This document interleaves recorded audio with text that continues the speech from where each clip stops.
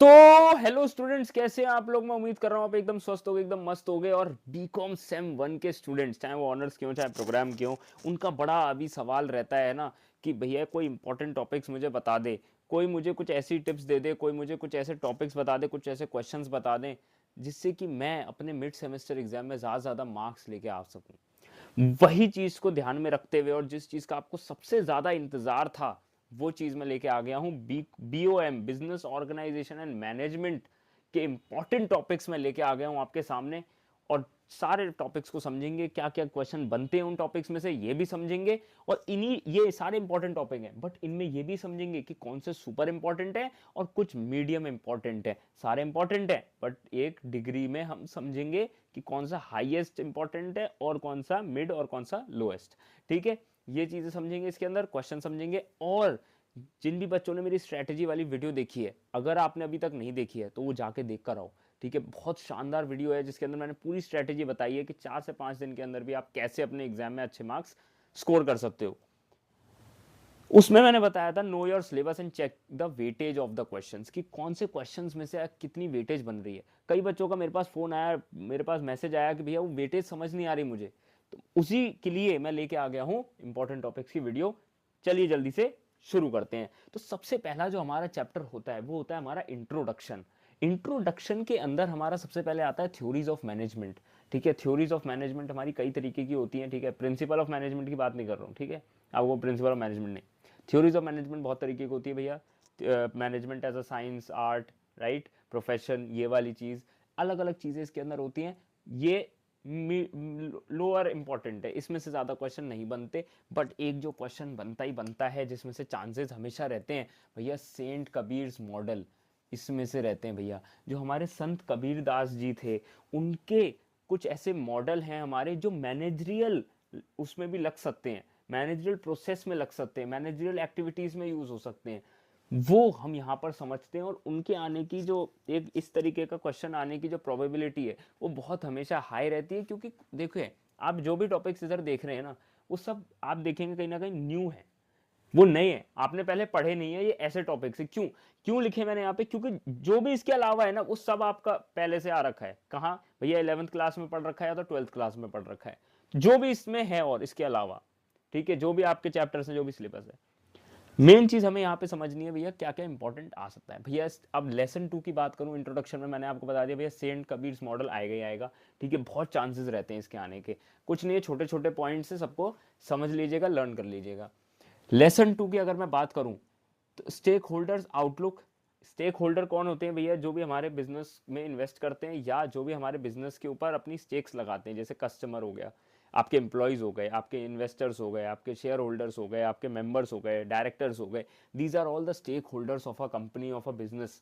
सो वो हमें देखना है कि उनका आउटलुक क्या होता है, एक बिजनेस की तरफ उनका क्या एक अप्रोच रहता है, किस तरीके से वो बिजनेस को ट्रीट करते हैं। जैसे customer will treat a business not as a business but as a something that is a provider of a service of a or a good, right? But to an investor or to a shareholder it is completely different.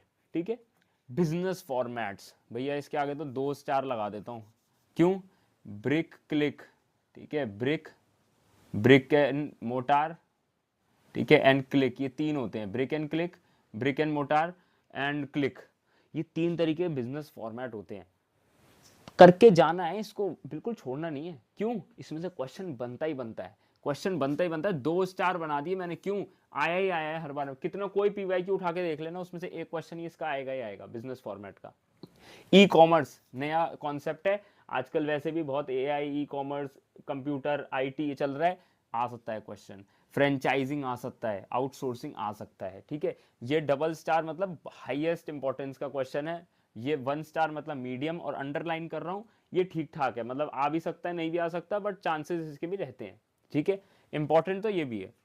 Lesson 3 की अगर मैं बात करूं, ठीक है, जिसके ethics and business हमारा एक बड़ा अच्छा चैप्टर है, उसके अंदर आपके एथिक्स आ सकते हैं। बिजनेस के अंदर क्या एथिक्स रहते हैं? सोशल रिस्पॉन्सिबिलिटी बहुत अच्छा कॉन्सेप्ट है, अभी आप देख रहे हैं।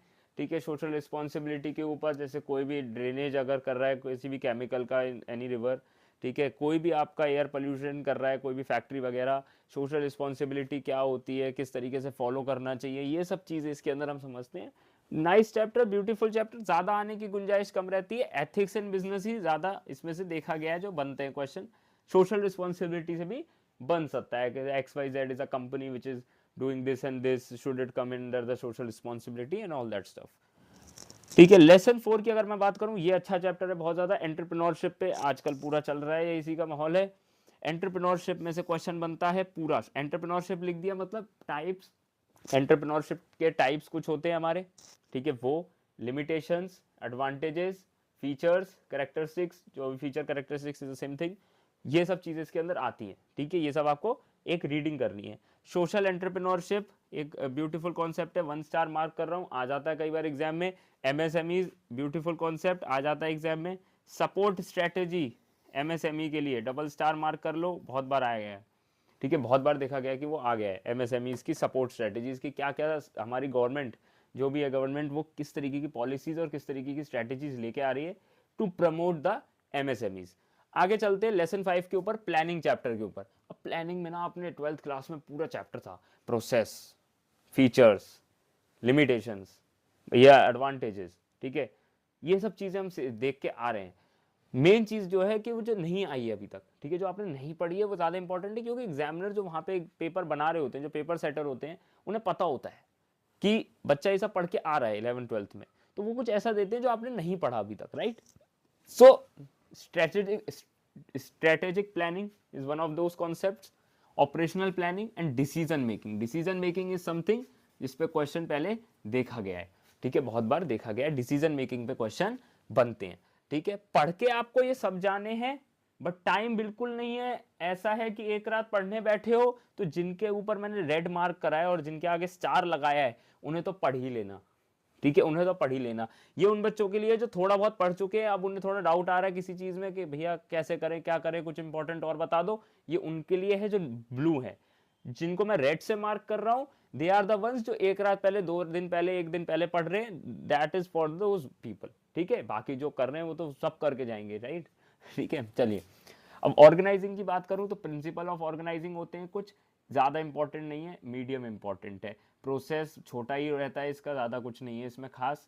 ठीक है, स्ट्रक्चर आ जाता है डिविजनल और फंक्शनल, पर आपने पढ़ रखा है 12th में, तो मैं थोड़ा सा इसको नहीं ज्यादा रिकमेंड करता, बट लिखा हुआ है क्योंकि इंपॉर्टेंट है, आ जाता है कई बार एग्जाम में, डिविजनल फंक्शनल के बीच के डिफरेंस आ जाता है। वर्चुअल ऑर्गेनाइजेशन क्या है, ये नया टॉपिक है। ठीक है, न्यू लिख देता हूँ, ये आपका डिपार्टमेंटलाइजेशन पढ़ा हुआ है आपका, कि जब आप ऑर्गेनाइज और एक्टिविटीज को ग्रुप कर देते हो and you form an department for that, that is your departmentalisation. So for that you have to see the advantages and disadvantages and the characteristics of the departmentalisation, जो आपका एक बहुत ही छोटा टॉपिक था 12th में, बट अब ये पूरा एक फुल फ्लेज आपका बड़ा टॉपिक बन गया है। तो इसको आप थोड़ा एक बार देख लीजिएगा। ठीक है, कॉन्फ़िगरेशन इतना कोई खास टॉपिक नहीं है, लिख दिया है इसलिए क्योंकि नया है, तो ये पढ़ के आप जा सकते हो। लेसन 7 की बात करूं, motivation, beautiful chapter. Motivation process क्या होता है मोटिवेशन का, इसके अंदर ही बहुत बढ़िया एक बनता है मैस्लो जी, हमारे ध्यान होंगे अगर आपको 12th क्लास में, मैस्लोज थ्योरी ऑफ मोटिवेशन।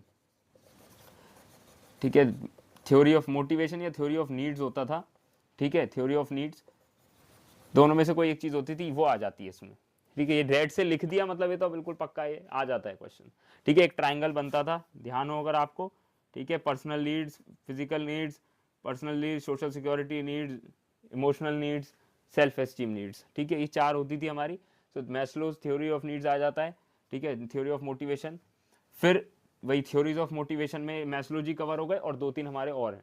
ठीक है, इफिकेसी ऑफ रिवार्ड्स, भैया रिवार्ड सिस्टम क्या होता है एक ऑर्गेनाइजेशन के अंदर, रिवार्ड किस तरीके से दिए जाते हैं, और भैया इंसेंटिव प्लस उसके टाइप, ये इंपॉर्टेंट है, इसको मैं डबल स्टार मार्क कर रहा हूँ। इंसेंटिव्स के ऊपर आ जाता है क्वेश्चन, उसके टाइप्स के ऊपर आ जाता है, बोनस हो गया, ठीक है, आपके अवार्ड्स हो गए, ठीक है, आपको ट्रॉफी दे दी, मेडल दे दिया, ठीक है, कुछ भी इस तरीके का, भैया हॉलीडे प्लान दे दिया, कुछ भी प्रमोशन, कुछ भी, that is covered under your incentive and its types. Very beautiful concept, आने के चांसेस बहुत रहते हैं इसके, क्योंकि ये क्या है, कुछ ऐसे कॉन्सेप्ट्स होते हैं, they are not very much big concepts, right, they are not very complicated concepts, but their chances of coming in the exam is very high. ठीक है, तो ये चीजें हमें समझनी है। अब भैया ये तो 7 लेसन तक है, आगे बोर्ड को करते हैं इरेज और चलते हैं आगे। स्क्रीनशॉट ले सकते हो, मैं साइड हो जाता हूँ। ठीक है, ले लिया स्क्रीनशॉट, बोर्ड को करते हैं इरेज और फिर से मैं आपके पास लौट कर आता हूं। तो मैं वापस आ गया हूं आगे के चैप्टर्स के इंपॉर्टेंट टॉपिक लिखकर, और आगे समझते हैं अब इनमें से क्या हमारे आएंगे। ठीक है, अच्छे टॉपिक्स जो हैं। देखिए, सबसे पहले हमारे लीडरशिप की अगर मैं बात करूं तो लीडरशिप स्टाइल हमारा एक बहुत अच्छा टॉपिक है। लेजिस्फेयर, डेमोक्रेसी, है ना, ये सब, ऑटोक्रेटिक, ये सब। ठीक है, इसमें से आ जाता है। ठीक है, मैं रेड अंडरलाइन करूंगा। क्वालिटीज ऑफ अ लीडर आ जाता है, देखा गया है। फॉलोअरशिप आ जाता है, देखा गया है। कम्युनिकेशन पूरा करना है। कम्युनिकेशन में भैया उसके टाइप्स क्या होते हैं, कम्युनिकेशन के, कम्युनिकेशन का प्रोसेस क्या होता है, कम्युनिकेशन की लिमिटेशंस क्या है, एडवांटेजेस क्या है, फीचर्स क्या है, ये सब। कम्युनिकेशन फुल लिख दिया तो इसका मतलब यही है, इसको रीड करना है, इसलिए अंडरलाइन कर रहा हूँ। Barriers to communication double star mark कर लो, आ ही जाता है। सेमेंटिक बैरियर, साइकोलॉजिकल बैरियर, अलग अलग ऑर्गेनाइजेशनल बैरियर्स, ये सब डिटेल में आपको दे रखे हैं। इनमें से पर्टिकुलर किसी एक बैरियर के बारे में पूछ लेगा या एक कंबाइंड क्वेश्चन बना देगा जिसमें आपको 3 से 4 बैरियर्स को बताना होगा। क्वालिटीज ऑफ गुड कम्युनिकेशन आ जाता है, 1 स्टार दे दूंगा। कंट्रोलिंग पूरा करना है भैया। टाइप्स, प्रोसेस क्या होता है controlling, plus features, limitation, advantages. Types of method of होगा, टाइप्स नहीं, मेथड ऑफ कंट्रोलिंग। ठीक है, डिफरेंट मेथड ऑफ कंट्रोलिंग, ये भैया आ जाता है। ठीक है, ये आ जाता है। ठीक है, ये ज़रूरी है। ठीक है, इसको मार्क कर लीजिए स्टार। ठीक है, ये आपके हो गए लेसन 8 के अंदर। लेसन 9 के अंदर चलो, ये बड़ा इंपॉर्टेंट चैप्टर है। क्यों, इसमें से क्वेश्चन बनता ही बनता है, एक बार आता ही आता है भैया। सोर्सेज और थ्योरीज ऑफ एथिक्स, ये पढ़ लेना।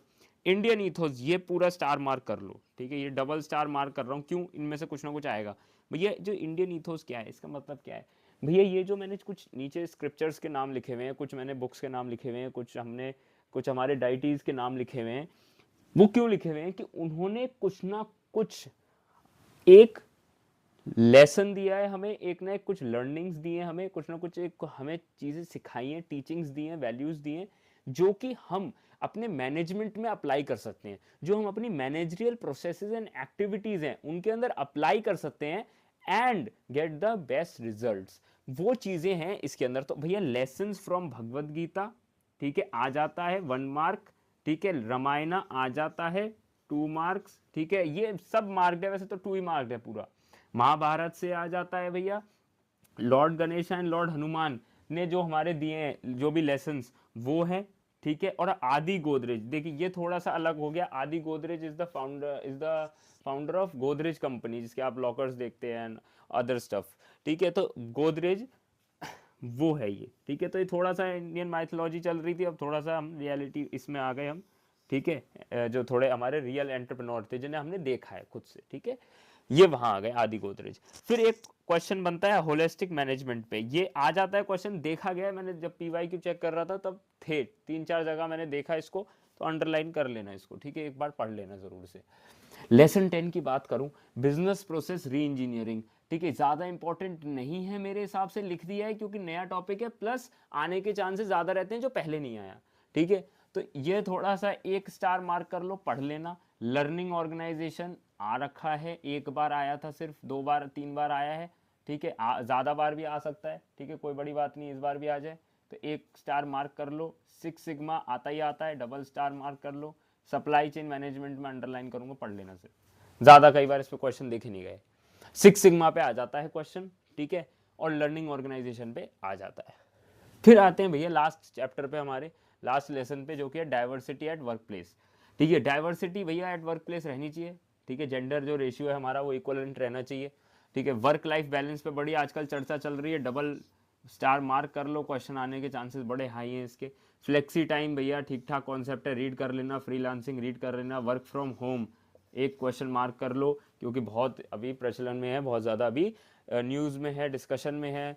ठीक है, अभी लोकसभा में भी हमारा एक बिल आ रहा है कि भैया आप प्राइवेट कुछ ऐसा कर सकते हो कि आपको वर्किंग आवर्स के बाद कोई ईमेल या फोन नहीं होगा वर्क रिलेटेड। ठीक है, पावर टू डिस्कनेक्ट, ऐसा करके कुछ एक लोकसभा में हमारा बिल भी इंट्रोड्यूस हुआ है। ठीक है, तो ये अभी चल रहा है, हॉट टॉपिक है, इस पे क्वेश्चन बन सकता है। को शेयरिंग को वर्किंग पढ़ लेना, ज़्यादा इंपॉर्टेंट इतना नहीं है। ठीक है, मैं साइड हो गया हूँ, अब आप इसकी स्क्रीनशॉट ले सकते हो। ठीक है, ले लिया स्क्रीनशॉट। चलिए, अब यहाँ तक हो गई इंपॉर्टेंट टॉपिक्स की बात।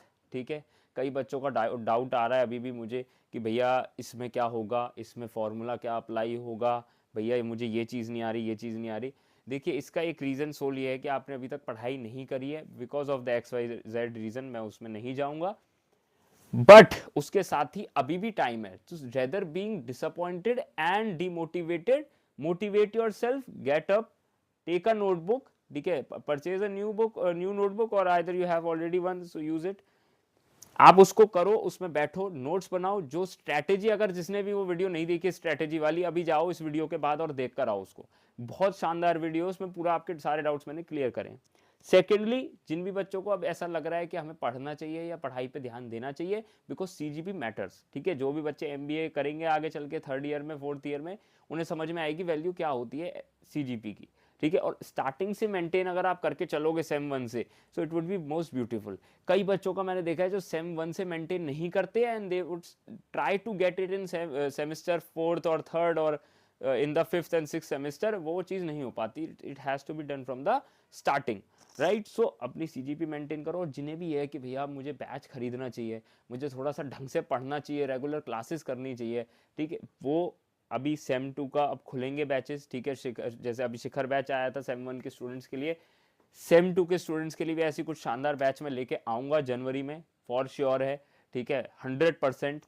तो प्लीज़ जिन भी बच्चों को लग रहा है उसे ज्वाइन करना, बिकॉज शानदार तरीके से वहाँ पढ़ाई होती है। 6 महीने आपके ऐसे निकल जाते हैं, पता ही नहीं लगता। 4-5 महीने में इतनी तगड़ी तैयारी, पढ़ना ही नहीं पड़ रहा है एक दिन पहले, क्यों, पहले ही पढ़ लिया 4 महीने, इतना शानदार वो भी। ठीक है, क्वेश्चन प्रैक्टिस होते हैं वहाँ पे। कई बच्चे कहते हैं भैया फार्मूला बुक दे दो। अब फार्मूला बुक भैया देखिए, एक मेहनत होती है, एक चीज़ होती है, जो पेड बैच खरीद रहे हैं बच्चे, राइट, उनको वो चीज़ मिलती है।